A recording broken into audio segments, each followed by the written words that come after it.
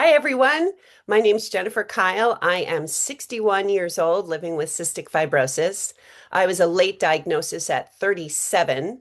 Um, Always tell my cute little story of should have been diagnosed at 11 when I was in the hospital for scoliosis surgery and presenting all the classic symptoms of CF, but they just didn't know enough back then. That was 1976. So no fault on doctors or anything, but here I am now at 61, not on modulators. So I'm here to address the Colon Cancer Awareness Month and my journey with a colon cancer diagnosis. So this was back in 2024, and I had been putting off my next colonoscopy screening. I had one at 50, and I just convinced myself, even though they had removed just some benign small little polyps, that because I was a vegan, I drink probably close to a gallon of water a day, and I exercise every single day. I try to live a super healthy lifestyle.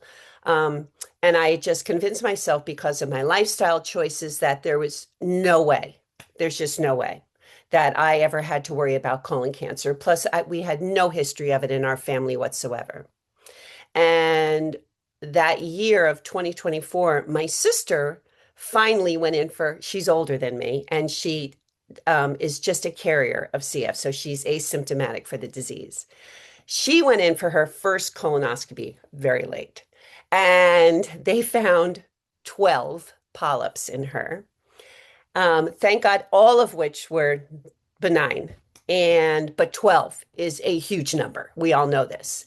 And they removed all 12, and she had to go back for a 3-month follow-up after that. And she's fine. And then she went back a year later. Everything's fine with her. But when she said 12, I went, oh, and she doesn't have the disease. And I thought, oh, ooh, could I have grown a large number of polyps since my colonoscopy at age 50? So this is 7 years, right? Ooh, that's what scared me.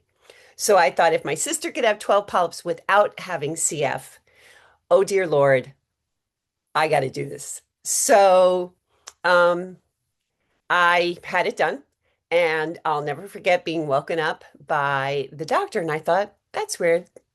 He usually doesn't wake you up. The nurse does. And he had this look on his face, and I thought, that's not a good look. Nope. Mm-mm. And he's very gently said, Jennifer, I just want to tell you, I removed a very large, what appears to be malignant polyp, and then all the surrounding tissue around it. He goes, I'm sending it off to the lab. We'll have results probably within a week, but I'm going to send it to two separate labs so that we get a definite good diagnosis here. And then we'll come up with a plan of action based on those results. What? I just sat there like still under this anesthesia thinking, no, this isn't happening. No, mm-mm, no. And I just, it's so fascinating to hear those words. And you're like, that can't be me. And I remember just being stunned for the rest of the day. Like that can't be me. And then of course you have to wait in agony, right? For those test results to come back.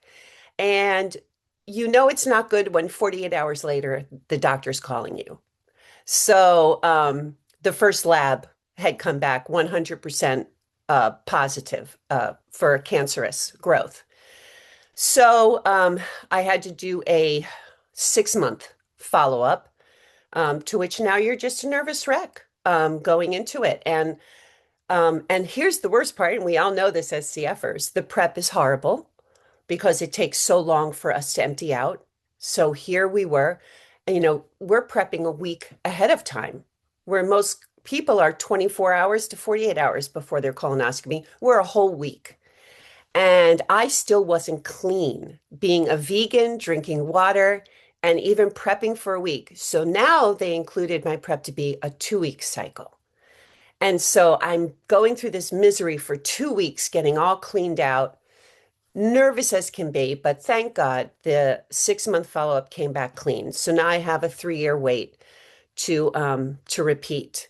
Um, but it was just so revealing to know that you can do everything right and you can treat your body the way it should be treated. And this disease will still decide I'm going to do what I want to do. And I got lucky. I got lucky is really how I see it. And that's also what my gastroenterologist agreed, that very lucky that we had caught it at that moment before it started to spread and go into stage 1 colon cancer.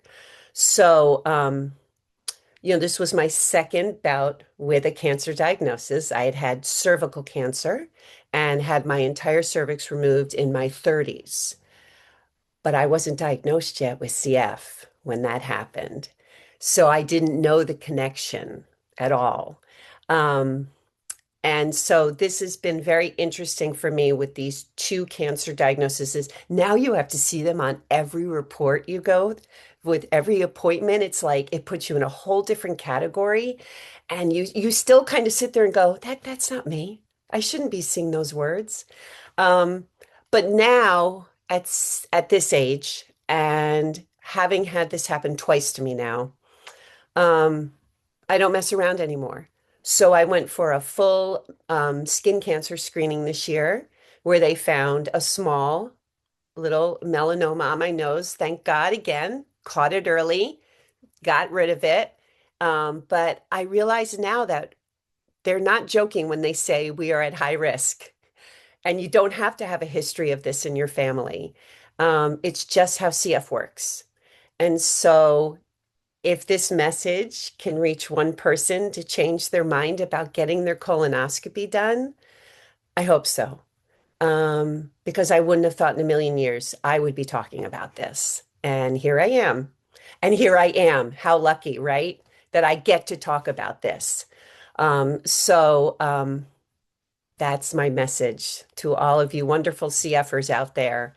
Um, do the right thing and do what's right and get it done and find out and then hopefully find out soon enough so that you're going to be okay because this disease is hard enough. We battle it every day of our lives, even the people on modulators. It's so,